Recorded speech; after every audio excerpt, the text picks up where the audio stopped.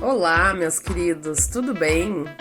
Então, na atividade desta quinzena, nós vamos falar um pouco sobre histórias de arrepiar, né? Então, eu enviei para vocês uns contos. Mas por que será que o ser humano sente medo, né? O medo é uma reação natural do ser humano.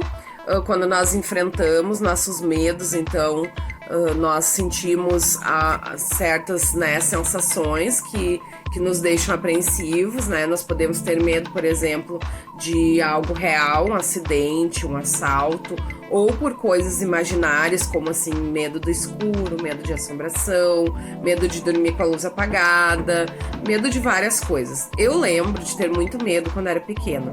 Né? Eu tinha uma avó, assim, ela era analfabeta, mas ela gostava muito de contar histórias. E as histórias dela quase sempre eram histórias de arrepiar, assim. Lobisomem, né?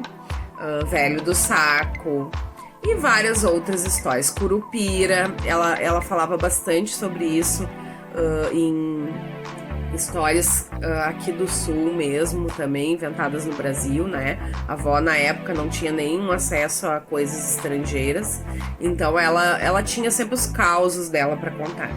Eu mando para vocês, então, assim, um desses causos, algumas atividades que vocês vão ter que responder sobre os medos de vocês. Vocês vão ter que pesquisar sobre o que é terror, medo e assombração no dicionário.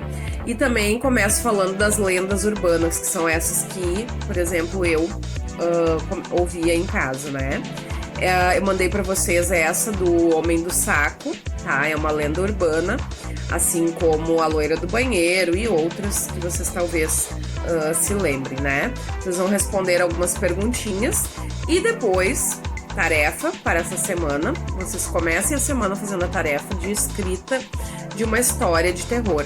Vocês vão escrever essa história para contar na nossa videochamada. Vocês vão contar na nossa videochamada, então, uma história de terror. Nós vamos fazer, então, uma gincana, onde vão ser pedidos vários elementos. Nós estamos aí em língua inglesa falando essa semana na interculturalidade, o quanto muitas coisas da língua inglesa estão presentes.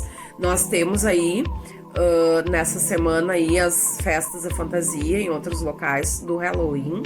Nós decidimos fazer uma gincana aí na escola englobando nossas disciplinas, né, sobre esses contos, mas aí vocês tentem lembrar de alguma coisa que já foi contado para vocês, alguma coisa que vocês lembrem, ou quem não lembrar de nada vai precisar fazer uma pesquisa para contar nessa gincana, ok? Gincana vai ocorrer aí na próxima quinta-feira, dia 29 de outubro. Eu aguardo vocês lá.